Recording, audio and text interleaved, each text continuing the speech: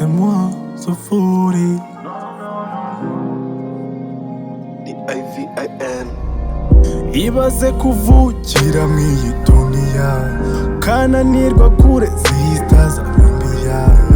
Hari imvano burya yo kubura urumiya. Ndi kwambaza muhungwa nyambura ipingu. Navutse nk'abandi sinavukanye imbuto. Navutse ku bwaroto ukenari nkubito. Bamwe bavuna isaso bahekenya sosiso. Twe burya byari so. Ubuzima si umukino, ubuzima si indagano, ubuzima si igipimo.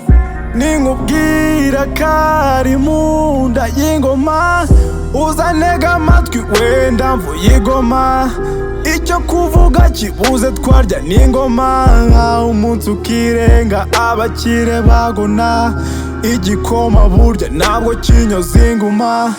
N'amabiye burya nyongerera ibiguma.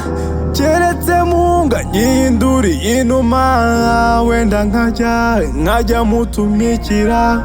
Wenda nkajya mutumikira. Done everything kuri yareva kwitiye mvuye mu mitsi. Ntibisaba kwigira intiti ukunde ugwiza amamiri. Byose mbifata uko biri, byose mbifata uko biri. Done everything kuri yareva kwitiye mvuye mu mitsi. Ntibisaba kwigira intiti ukunde ugwiza amamiri. Byose mbifata uko biri, byose mbifata uko biri. Ndema ndi wa muci amaso yanjye cyuzuye isoni. Wagira ngo mfite amagini life yanjye cyuzuye inkoni. Dore inzara iri kunsya disi simperuka nibyo mu gikoni. Ejo bundi narirukanka nkwe bari kunziza ubugi rwese ampaye. Nibyo koko udafite eraro uri inkoko. Gusa isoko ni iroko nubwo mwigira bamwe nk'imboko. Ifoto ni koto nzara ufite ziyo mu muhogo. Niyo baguha bihogo uwo bagongeraho n'isoko. Nibyo tumuhora useka kuko iyi life duhora duhiga amanywa nijoro. Duhora turwana.